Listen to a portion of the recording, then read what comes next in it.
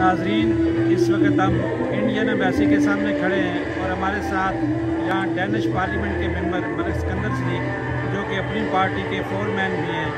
سکندر، آپ Indian embassy کے سامنے آج تشریف لائے، آنے کی وجہ کیا ہے؟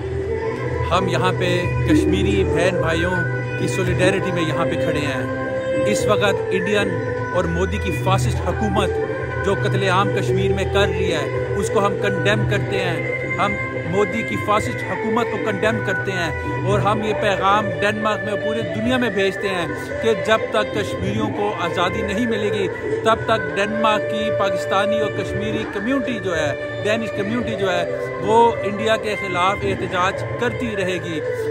اس وقت دنیا میں یوکرین کا مسئلہ سب نے اٹھایا ہوا ہے، ہم اس جنگ کو بھی کنڈیم کرتے ہیں جو رشیا نے اٹیک کیا ہوا ہے، لیکن اسی دوران، اسی وقت، بلکہ پچھلے 75 ایئر سے جو ڈفرینٹ انڈین حکومت جو ہے کشمیر میں قتل عام کر رہی ہے، اس کی دنیا کیوں نہیں بات کرتی، اس کی یورپین یونین کیوں نہیں بات کرتی، اس کی یو این او کیوں نہیں بات کرتی۔ اس وقت ٹیچرز وہاں قتل کیے جا رہے ہیں، 10,000 سے زیادہ عورتوں کی عصمتیں لوٹی گئی ہیں۔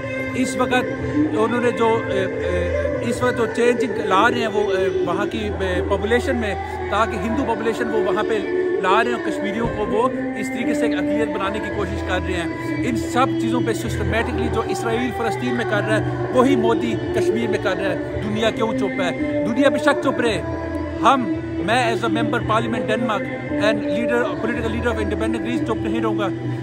ہم اس ایشو کو پارلیمنٹ میں اٹھا رہے ہیں اور مزید اور بار بار اٹھائیں گے، اور اسی طرح as a Danish Pakistani, Danish Kashmiri, ہم اس ایشو کو یہاں پہ انڈین ایمبیسی کے باہر ہر سال آئیں گے جب تک کہ انڈیا جو ہے وہ اپنی انسانیت کو کا دامن پکڑ کے کشمیریوں کو اپنا حق نہیں دیتے۔